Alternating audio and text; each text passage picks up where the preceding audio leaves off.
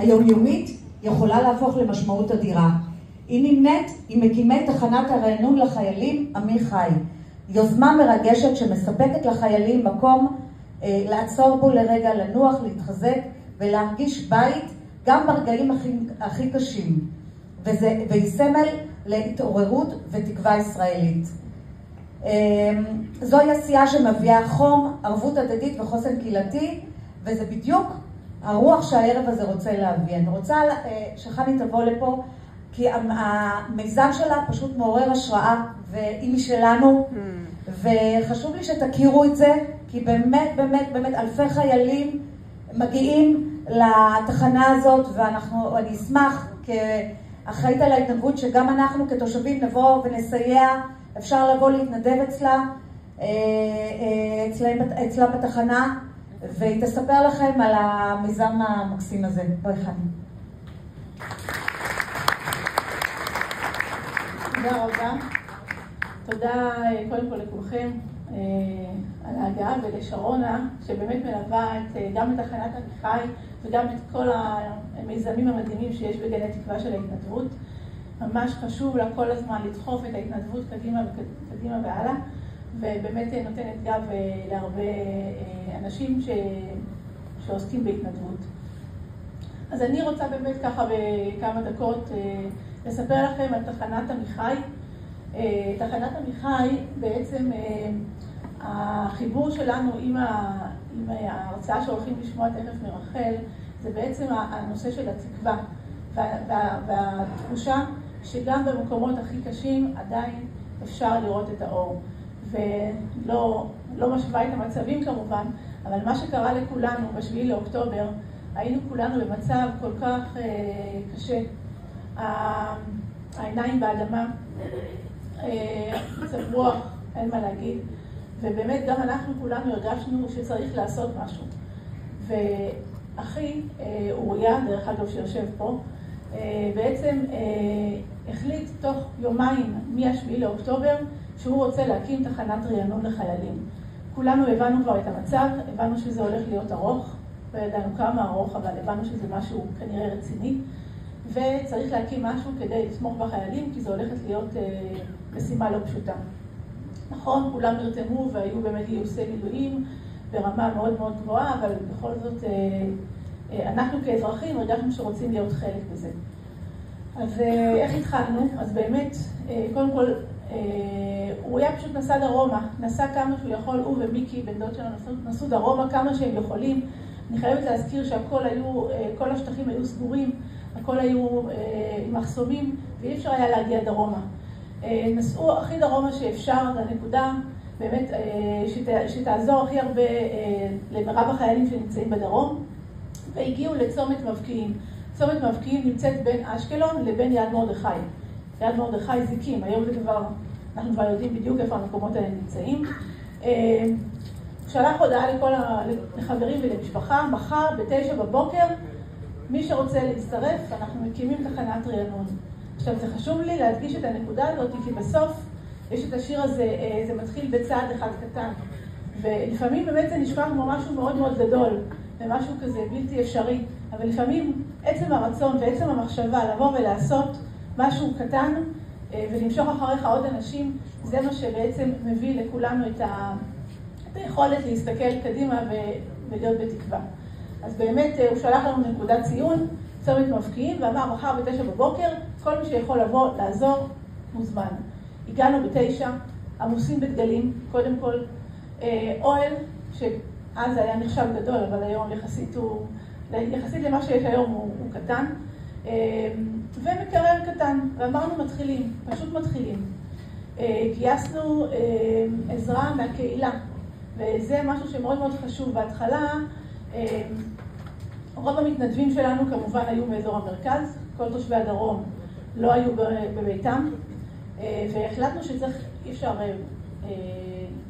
להכין אלפי סנדוויצ'ים על הבוקר, החלטנו לבקש עזרה מהקהילות. באמת הקהילה הראשונה שגויסה זה הקהילה איפה שאוריה ומרב גרים, זה במועצה אזורית גזר. גני הדר, רמות מאיר, קיבוץ נען, מי שמכיר את כל האזור הזה שעלבים, התחילו והכינו סנדוויצ'ים בהמשך, ממש די מהר, הצטרפה גני תקווה. גם מגני תקווה קיבלנו מאות סנדוויצ'ים כל בוקר, מרעננה, מירושלים ומעוד מקומות שהצטרפו אלינו.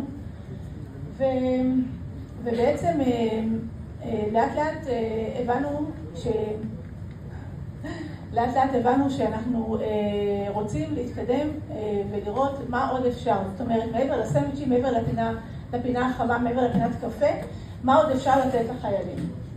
זאת אומרת, אנחנו מדברים פה על אלפי חיילים, אוקיי? אנחנו מדברים על שטחי כינוס, מגיעים כל בוקר מאות חיילים, זה מסתכם ב-2,000-3,000 חיילים ביום, שולחים רס"פ, מבקש 100 סנדוויצ'ים בשביל היחידה שלו, ועוד חבר שלו לוקח עוד 30 ליחידה שלו, וככה לאט לאט אנחנו מבינים שאנחנו מדברים פה על אלפי סנדוויצ'ים ביום. בהמשך, באחד הביקורים שלי, באחת הנסיעות שלי לדרום, עברתי ככה בצומת מבקיעים, וראיתי כמה אמרים עומדים בצד, ועליהם תלויים בגדים. שאלתי אותם, מה זה? הם אומרים, אנחנו מחפשים את הבגדים, ותולים אותם על האמרים, עד שאנחנו נוכל להשתמש בהם ולהיכנס לאן שצריך. ואז באמת אחד הדברים שאוריה שאל את עצמו זה, מה עוד אפשר לעשות הלאה?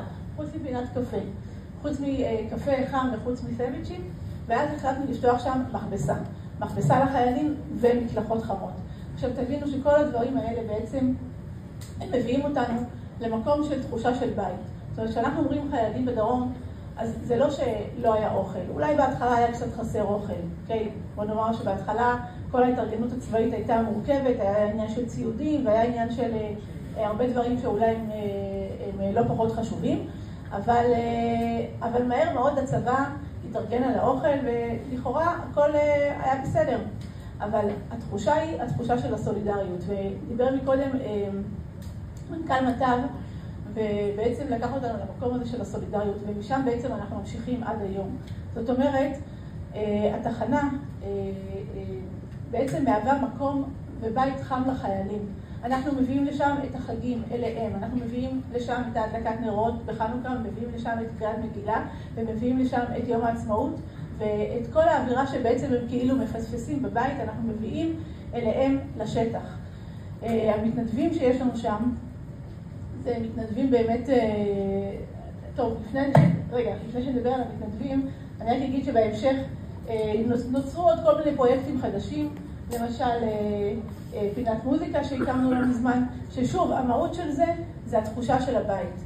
חיילים, או לא רק חיילים, אנשים שמחוברים למוזיקה, מי שמחובר למוזיקה יודע מה זה עושה. אדם, חייל שיוצא מעזה, היו לנו באמת, אני תכף אראה לכם סרטון, התחושה שהם מרגישים שהם מגיעים אלינו, והם פתאום מרגישים בית, יש להם כלי נגינה, יש להם חברים שיכולים לשבת ולנגן איתם, זה ממש מחזק את הרוח שלהם. מעבר לפינת מוזיקה, הקמנו מין פרויקט כזה נחמד שנקרא מחברת שידוכים. יום אחד ראינו שיש שם המון חבר'ה צעירים, ובאמת עם פוטנציאל מאוד גדול, חסרים, מי שמכיר את עולם השידוכים יודע שהרבה פעמים חסרים דברים. אז באמת אמרנו לעצמנו, תראו איזה אופציה יש לנו פה עשרות, מאות חיילים, נפתח, נשים מחברת ונראה לאן זה יוביל. אני חייבת לספר לכם שיש לנו סיפורים של זוגות שהכירו בתחנה, באחת הפעמים שהלכנו לחלק אוכל בשטח, פגשנו זוג שיושב בנדנדה באזור בארי, ואיכשהו שהתחלנו לדבר איתם, אז הם סיפרו לנו את הסיפור שלהם. הם ראו אותנו עם החולצות של עמיחי, והם אמרו, אנחנו הכרנו בתחנת עמיחי. באמת, שאלנו אותם איך, ואז הוא סיפר, אני הגעתי לתחנת עמיחי לאכול, ואז הייתי צריך לרדת, להיכנס לעזה. דפדפתי במחברת, ראיתי שם מישהי שככה הייתה נראית לי, מבחינת הנתונים הסתמיים הרגילים, מתאימה, היא מפרדס חנה, אני מפרדס חנה, לקחתי טלפון ושלחתי לה הודעה ונכנסתי לעזה, נגמרה לי הסוללה, הייתי שם 10 ימים, אני יוצא מעזה, ואני פותח את הטלפון, אני רואה שהיא ענתה לי. ומכאן והלאה הם המשיכו את המפגשים, ובאמת אחד המקומות שהם נפגשים הרבה זה בדרום. אז באחד הפעמים שביקרנו אותם, זאת אומרת שטיילנו בשטח, ראינו אותם יושבים על נדנדה ומספרים את הסיפור של ההיכרות בתחנת עמיחי. כל הסיפורים האלה הם סיפורים מאוד מאוד מרגשים. אני אספר לכם עוד סיפור, קודם דיברתי על המרקים, אנחנו יוצאים לשטח עם מרקים חמים, צריך להבין שמדובר בגשם, בחורף, גשם זלעפות. אנחנו מכינים את המרקים בתוך קופסאות עם זדניות ויוצאים לשטח, לא יודעים את מי נפגוש. פשוט יוצאים. מגיעים באמת לאזורים של היציאה ממש מגבול עזה, והם ככה מסיימים את המשימה, מגיעים 4-5 אמרים עמוסים בחיילים, שבעצם לא מבינים פתאום איך הגענו אליהם. עם המרקים החמים לשטח, נותנים להם ככה תחושה באמת של הנה אנחנו פה איתכם. ואחת הפעמים גם מישהו ככה שמעתי בזווית בצידי האוזן, שמעתי שמישהו אומר למפקד שלו, יש לי חתונה היום, אני צריך להגיע לחתונה. אז אמרנו, אוקיי, רגע, לאן אתה צריך להגיע? אני צריך להגיע לכיוון אשקלון. יאללה, קדימה. ואז על הדרך כבר אוספים את החייל, לוקחים אותו לטרמפ לאשקלון, ועושים עוד משהו טוב על הדרך. אז כל הזמן התחושה היא של קשר וקרבה. כן, אני אראה לכם סתם דוגמה, גם איך התחנה נראית, וגם אווירה כזאת של איזה ערב של קבוצה של חיילים שמגיעים אחרי המשימה שלהם, ונמצאת בתחנה.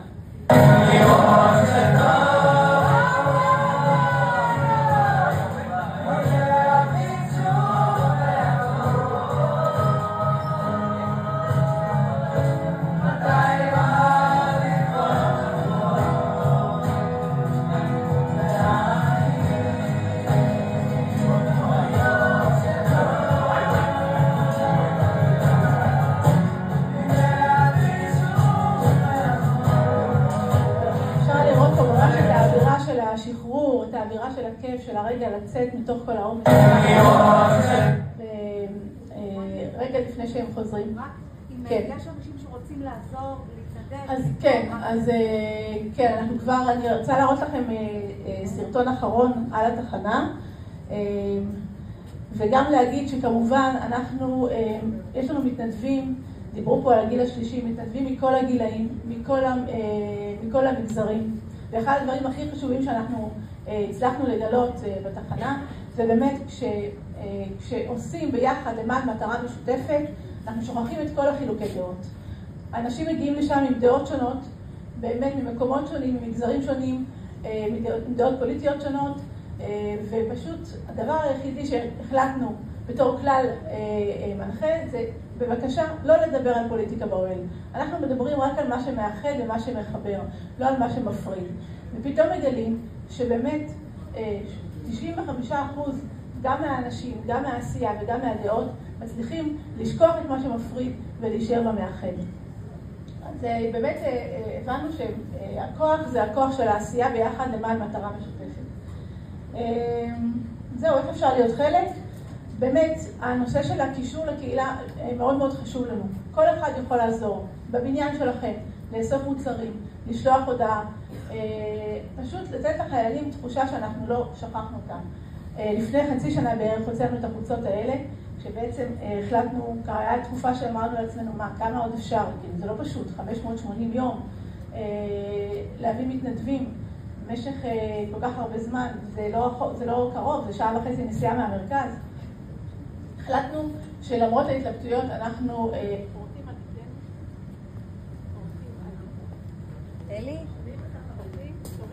פורטים על דגלנו את האמירה שכל עוד אתם שם, אנחנו כאן בשבילכם, הוצאנו פה את מה קרה? בעצם, כשהם מסתובבים שם, הם שואלים אותנו מה, אתם עדיין פה, אתם עדיין פה, סבב שני, סבב שלישי, ורביעי וחמישי, אנחנו אומרים להם, אנחנו יודעים שכמו שאתם עצרתם את החיים שלכם, ואתם נלחמים, כמו שעצרתם את החיים שלכם, ואתם נלחמים בשבילנו, אז זה המעט שאנחנו יכולים לעשות, ותמיד אנחנו מתווכחים למי הזכות להגיד תודה, לנו להגיד להם תודה או שהם יגידו לנו תודה. בסוף אנחנו מחליטים שהתודה היא ביחד, וזה הביחד לנצח שלנו. כן, אז אנחנו נראה לכם את הסרטון האחרון שבעצם מרכז את האווירה הכוללת של התחנה, ותודה רבה. תודה רבה.